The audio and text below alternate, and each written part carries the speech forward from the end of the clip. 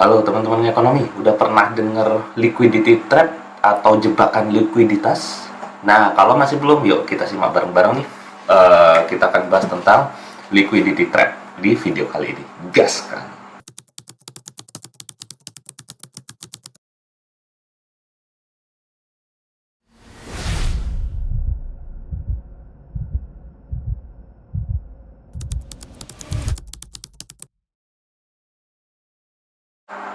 Oke, di sini gue tampilin tentang liquidity trap, kurvanya gitu loh.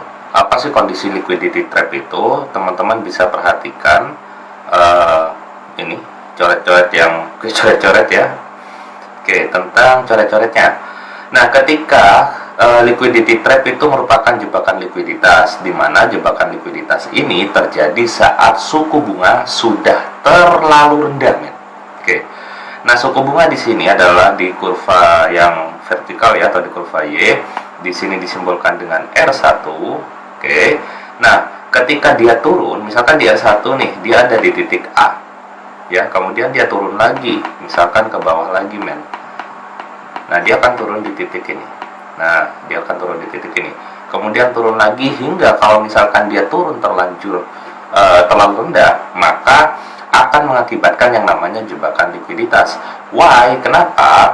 Karena suku bunga yang terlalu rendah ini, misalkan dari R1 ke R0. Oke, dari R1 ke R0. Nah, suku bunga yang terlalu rendah ini akan mengakibatkan, kalau di PowerPoint yang saya tunjuk ini, investor are indifferent between bonds and money.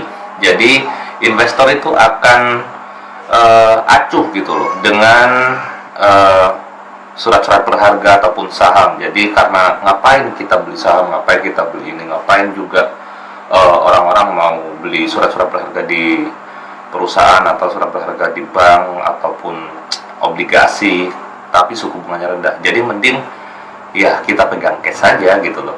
Nah, ketika ini terjadi dipegang cash, maka money demand akan berbentuk elastis. Karena tadi investor itu udah bodo amat gitu loh. Maka dari itu kurvanya dia akan berbentuk elastis nih. Elastis. Kalau misalkan money supply ditambah terus, nah ini gue lingkarin nih MS1, jadi money supply pertama, dia terus ke money supply kedua. Kemudian money supply ketiga, kemudian ekspansif lagi money supply-nya ditambah. Oke, terjadi penambahan money supply. Yang terjadi kalau misalkan suku bunga rendah, maka money supply itu gak akan ngefek apa-apa gitu loh. Yang ada malah makin menambah yang namanya liquidity trap atau akan terjebak dalam jebakan likuiditas nantinya. Terus selanjutnya, gimana kalau misalkan kebijakan moneter dalam liquidity trap? Nah, kita lihat bareng-bareng di sini. Ini ada kurva IS, oke. Di sini ada kurva IS dan kemudian ada kurva LM. Nah, di sini ada kurva LM-nya. Nah, kemudian perpotongannya atau keseimbangannya, keseimbangan perekonomian itu terjadi di titik A. Nah, maka dari itu perekonomian di sini ada pada titik Y0, ya, ada pada titik Y0.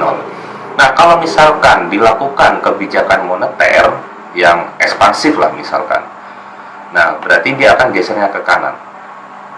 Nah, kebijakan moneter akan geser ke kanan. Y-nya dia akan berada naik gitu, tapi nggak melebihi Y1. Nah, kemudian ekspansif lagi ke sini. Oke ya, kalau di sini ada contohnya adalah LM1. Nah, ekspansif lagi. Yang terjadi apa? Suku bunganya malah nol. Nanti tetap akan ada pada yang namanya jebakan likuiditas.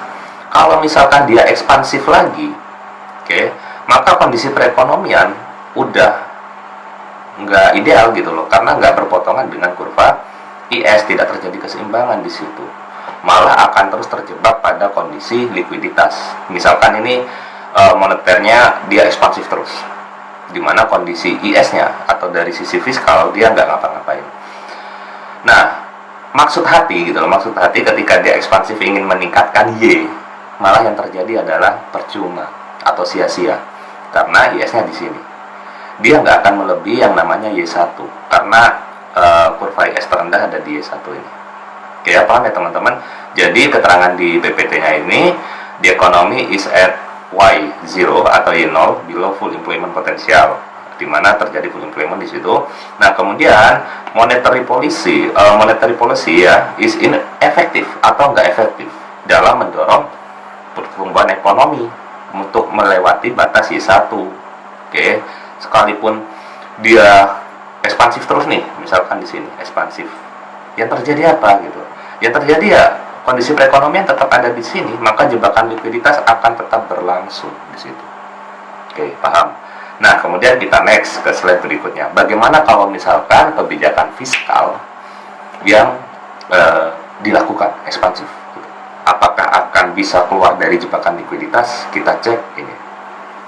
Oke, kalau kita ngomongin fiskal berarti ada pergeseran.